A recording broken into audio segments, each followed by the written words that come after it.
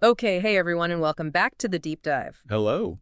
We've got some interesting source material today. It's a piece from Kaplan, Right? all about interview questions for staffing assistant roles, plus some other bits from their Career Center stuff. Yeah. And staffing assistants are, well, they're pretty vital, aren't they? Sort of the gears in the hiring machine. Definitely first contact, schedules, pipelines, all that Exactly. shit. So knowing what interviewers are really asking is super important for this kind of role. And that's what we're doing today. We're going to unpack this Kaplan source, look at the questions, the suggested answer, And try to figure out the why behind them. What do they tell us about the job itself? get meet the surface of it. So let's dive in. Okay. The source gives us 6 pretty common interview questions, plus some ideas on answers. Let's take them one by one. Sounds good. First up, what inspired you to pursue a career in staffing? Kind of a classic opener. It is. And the suggested answer isn't just, I need work. The source points towards things like a passion for helping people. Finding their dream job, that sort of thing. Yeah, exactly. Seeing staffing as a way to do that on a bigger scale. Enjoying the challenge, the puzzle of matching people to jobs, making a difference. So it's about motivation, but why ask that first? Are they just looking for passion? Well, partly passion, yes, but it's more about alignment, I think. Do you understand the core function? It's fundamentally about people. Oh, okay. They want to see if your personal drive connects with that core purpose of, facilitating careers and helping businesses find talent. It sets the stage. Right, makes sense. So once they've gauged your why, then comes the can you actually do it part. Precisely. Which leads to question 2. What experience do you have in staffing and recruitment? Okay, so this is where you list your credentials. Yes. But the key here, according to the source, is being specific. Don't just say, I have experience. So like give numbers, Yeah. examples. Exactly. The model answer mentions 5 years experience, lists industries like healthcare, IT, manufacturing. It talks about recruiting for all levels, entry level to executive. Okay.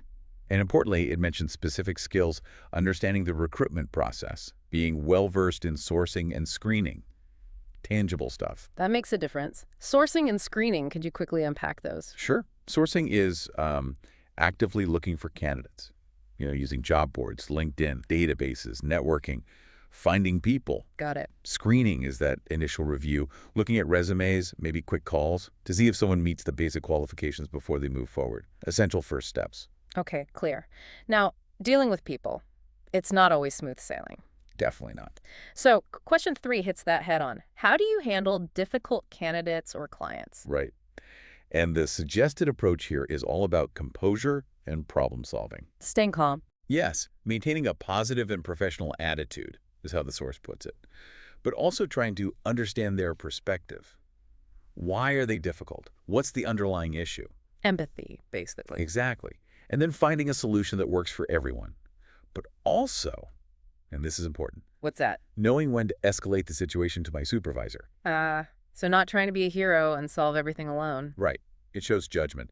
The interviewer wants to see resilience, empathy, problem solving, yes, but also that you know how to use your resources and work within a team structure. It's about effective resolution. Okay, got it. Now, question 4 seems crucial for this kind of role. How do you stay organized and manage your time effectively? Yes, this is core. And the source's suggested answer is interesting because it blends personal habits with specific tools. Like planners and stuff. Yeah, it mentions using a detailed schedule, a task management system for priorities, the usual good practices. But then it specifically calls out knowing your way around recruitment software and applicant tracking systems, ATS. ATS. Right. That term comes up a lot. For anyone listening who might not know, what exactly is an applicant tracking system? Think of it as the central hub for everything recruitment. It's where applications are stored, candidates are tracked through stages applied, interviewed, offer. You schedule interviews in it, send emails, manage job postings. It's the operational backbone, really. So knowing how to use one is pretty much essential. Absolutely non-negotiable for a staffing assistant. You're juggling tons of information, multiple roles, multiple candidates. The ATS is how you manage that workflow efficiently. So this question tests both your personal organization and your tech skills for the job. Precisely. Are you disciplined and do you know the tools? Makes sense. Okay, number 5. What is your approach to customer service? And this one, according to the source, really leans into the relationship side of things. It's not just processing tasks. No, much more than that. It talks about building relationships, understanding client need, providing personalized service, even exceeding expectations and going the extra mile. So a strong focus on the human element. Totally.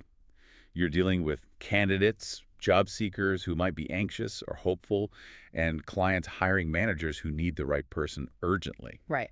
Your ability to build trust and provide a good experience is huge. It reflects on the whole company. It's service with a capital S. Okay. And the final question, number 6, looks ahead.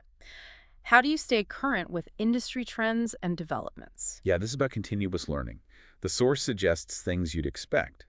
Reading industry publications, attending networking events and conferences. Virtual or in person, I guess. Sure. Maintaining a professional network, seeking out training and development, standard professional growth stuff. But why is it so critical in staffing specifically? Because the job market, hiring practices, technology, even employment law, it's constantly shifting. Ah, okay. You need to stay informed to be effective. What worked last year might not work now. Recruiters need to know about new sourcing techniques, changes in candidate expectations, market salary rates.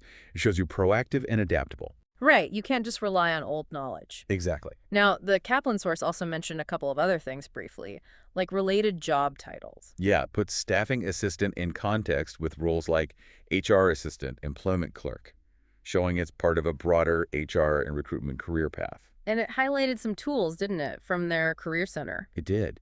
Things like an interview coach tool and an offer analyzer, which is interesting because well, a staffing assistant is often involved right around those stages, helping candidates prep, maybe gathering info for offers.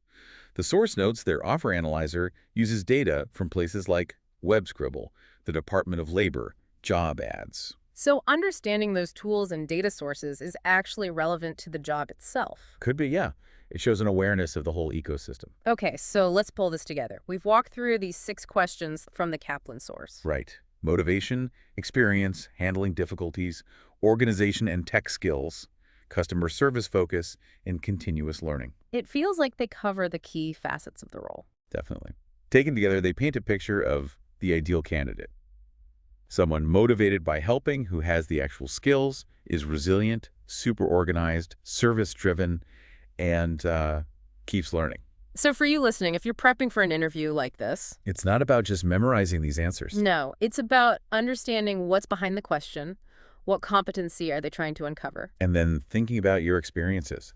How can you tell a story that shows you have that quality? That's the key. Use your own examples. Make it authentic. Absolutely. Okay, great discussion. And maybe a final thought to leave everyone with building on this. Go for it. The source really stressed building relationships in that customer service answer. We talked about it with clients and candidates, but Yeah. think about how crucial that is internally too, Within the team. with hiring managers. Yeah, exactly. Mm. Is that ability to build strong working relationships, that trust and connection, maybe one of the most fundamental, yet sometimes overlooked, keys to success in almost any job, not just staffing. Something to chew on.